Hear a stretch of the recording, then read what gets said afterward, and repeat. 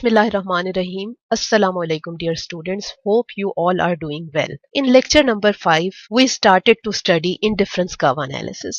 हमने देखा था कि एक indifference curve दो गुड्स के इन सारे कॉम्बिनेशंस को रिप्रेजेंट करता है जो कि कंज्यूमर को same level of satisfaction provide करते हैं. Indifference curves usually convex to the origin होते हैं क्योंकि वो diminishing marginal rate of substitution को डिपिक्ट करते हैं. यानी एक इंडिफरेंस कर्व पर जैसे जैसे कंज्यूमर किसी एक गुड की एडिशनल यूनिट लेता जाता है वो उसके लिए किसी दूसरी गुड को ग्रेजुअली कम अमाउंट में सब्स्टिट्यूट करता है या गिव अप करता है. इसके बाद हमने इंडिफरेंस कर्व की प्रॉपर्टीज को डीपली स्टडी किया था.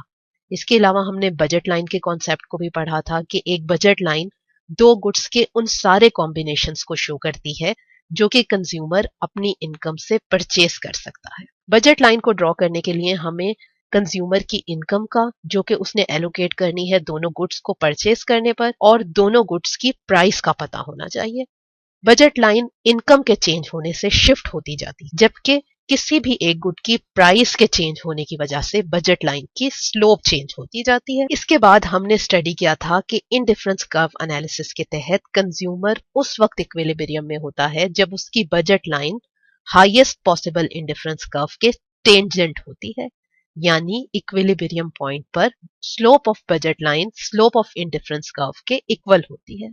Now we are going to start lecture number 6. First of all, we will discuss consumers equilibrium under varying situations. जिस तरह से इनकम और प्राइस के चेंज होने की वजह से बजट लाइन इफेक्ट होती है, इसी तरह से इनकम के चेंज होने की वजह से या प्राइस ऑफ गुड एक्स या प्राइस ऑफ गुड वाई के चेंज होने की वजह से कंज्यूमर इक्विलिब्रियम भी चेंज हो जाता है. सबसे पहले हम देखेंगे कि इनकम के चेंज होने की वजह से कंज्यूमर के इक्विलिब्रियम में क्या चेंज आता है. हमने लेक्चर नंबर 3 में नॉर्मल गुड्स और इंफीरियर गुड्स के बारे में पढ़ा था. नॉर्मल गुड्स वो होती हैं कि अगर कंज्यूमर की इनकम इंक्रीज हो जाए तो उन गुड्स की कंजम्पशन भी इंक्रीज हो जाती है.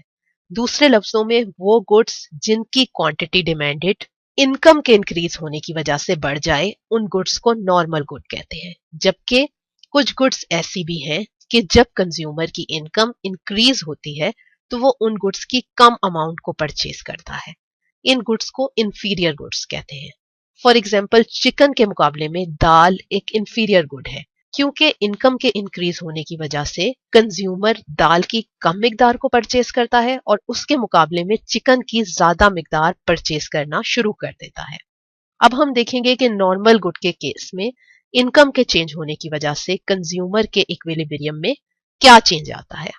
एक्स एक्सिस पर हमने यूनिट्स ऑफ गुड एक्स लिए हैं जबकि वाई एक्सिस पर यूनिट्स ऑफ गुड वाई को लिया है और ये एज्यूम किया गया है कि गुड एक्स और गुड वाई दोनों नॉर्मल गुड्स हैं. सपोज कंज्यूमर के पास ₹100 है यानी उसकी इनकम ₹100 है और उसकी बजट लाइन ए है और ये बजट लाइन इंडिफरेंस कर्व आई के टेंजेंट है यानी कंज्यूमर इनिशियली पॉइंट ई पर इक्विलिब्रियम में है. नाउ लेट्स सपोज कंज्यूमर की इनकम डबल हो जाती है जबकि गुड एक्स और गुड वाई की प्राइस सेम रहती है. इस तरह से कंज्यूमर की बजट लाइन A2 शिफ्ट हो जाती है. Budget line A2 point E2 पर इंडिफरेंस कर्व I2 के टेंजेंट है. इस तरह से E2 कंज्यूमर का न्यू इक्विलिब्रियम पॉइंट है. अब लेट्स सपोज कंज्यूमर के पास ₹150 है to allocate on good X and good Y. इस तरह से कंज्यूमर की बजट लाइन नीचे शिफ्ट हो गई यानी अब कंज्यूमर की बजट लाइन A1 है और ये budget line A1 point E1 पर इंडिफरेंस कर्व I1 के टेंजेंट है. इस तरह से कंज्यूमर का इक्विलिब्रियम पॉइंट अब E1 है. अब अगर हम इन तीनों इक्विलिब्रियम पॉइंट्स यानी E, E1 और E2 को कंबाइन करें तो जो कर्व हमें ड्रॉ होता है उस कर्व को इनकम कंजम्पशन कर्व कहते हैं. नॉर्मल गुड्स के केस में income consumption curve positively sloped होता है. अब हम देखेंगे कि इंफीरियर गुड के केस में इनकम कंजम्पशन कर्व की क्या स्लोप होती है. लेट्स सपोज गुड एक्स एक इंफीरियर गुड है जबकि गुड वाई एक नॉर्मल गुड है. कंज्यूमर इनिशियली पॉइंट ई पर इक्विलिब्रियम में है जहां पर उसकी बजट लाइन ए इंडिफरेंस कर्व आई के टेंजेंट है.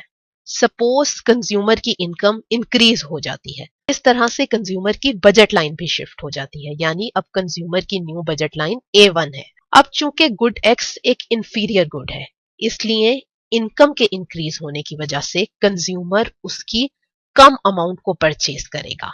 जैसा कि इस डायग्राम से शो हो रहा है कि कंज्यूमर पॉइंट ई पर गुड एक्स की इस अमाउंट को परचेज कर रहा है, जबकि पॉइंट E1 पर कंज्यूमर गुड एक्स की लेस अमाउंट को परचेज कर रहा है, क्योंकि गुड एक्स एक इंफीरियर गुड है।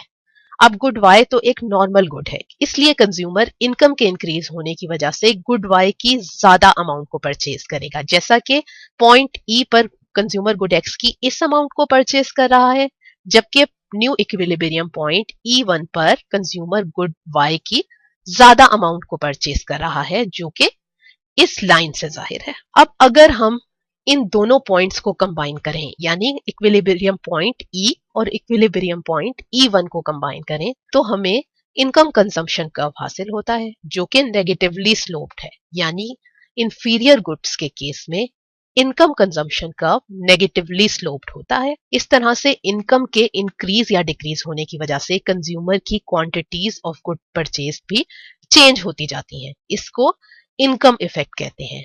नॉर्मल गुड के केस में चूंकि इनकम के बढ़ने के साथ साथ गुड की क्वांटिटी डिमांडेड भी बढ़ जाती है, इसलिए इनकम इफेक्ट पॉजिटिव होता है, जबकि इंफीरियर गुड के केस में इनकम इफेक्ट नेगेटिव होता है, क्योंकि इस केस में इनकम के इंक्रीज होने पर कंज्यूमर इस गुड की क्वांटिटी डिमांडेड को डिक्रीज कर देता है। Now we will discuss changes in price and consumer equilibrium. Let's suppose consumer के पास ₹100 है to spend on good X and good Y, और वो इनिशियली पॉइंट E पर इक्विलिब्रियम में है। अब लेट्स सपोज गुड X की प्राइस डिक्रीज हो जाती है, यानी कंज्यूमर अब अपनी इनकम से गुड X की ज्यादा अमाउंट परचेज कर सकता है। इस तरह से इसकी बजट लाइन की स्लोप चेंज हो जाएगी, यानी अब उसकी बजट लाइन A1 है। Budget line A1 point E1 पर इंडिफरेंस कर्व I1 के टेंजेंट है, यानी अब कंज्यूमर का इक्विलिब्रियम पॉइंट E1 है। लेट्स सपोज गुड X की प्राइस और ज्यादा डिक्रीज हो गई है।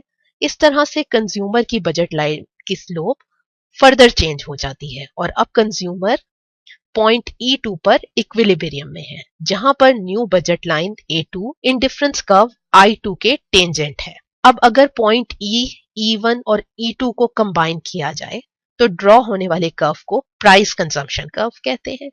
Normally price consumption curve positively sloped होता है, जिसका मतलब है कि किसी भी गुड के प्राइस कम होने की वजह से, यानी उस गुड के चीपर होने की वजह से, कंज्यूमर उस गुड की ज्यादा अमाउंट को परचेज करता है या डिमांड करता है। लेकिन कुछ गुड्स ऐसी भी हैं जिनके प्राइस कम होने की वजह से कंज्यूमर उनकी कम अमाउंट परचेज करता है, यानी इस केस में लॉ ऑफ डिमांड अप्लाई नहीं होता, यानी प्राइस और क्वांटिटी डिमांडेड में पॉजिटिव रिलेशनशिप पाया जाता है। इन गुड्स को जिनके प्राइस इंक्रीज होने की वजह से उनकी क्वांटिटी डिमांडेड भी इंक्रीज हो जाती है, गिफन गुड्स कहते हैं।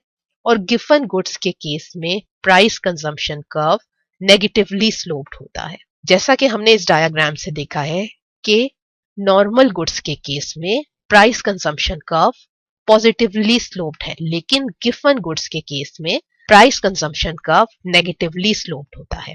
Now we will derive demand curve by indifference curve approach. अभी हमने प्राइस कंजम्पशन कर्व को ड्रॉ किया था।